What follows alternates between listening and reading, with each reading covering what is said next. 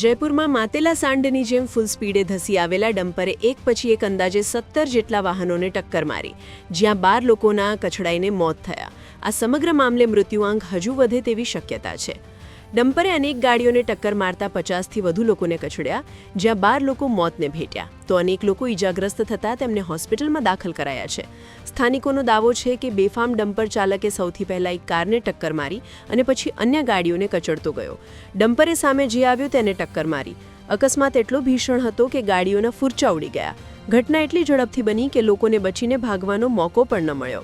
રસ્તા પર લોકોના મૃતદેહ સહિત અંગો પણ કપાઈને વિખેરાઈ ગયા હતા.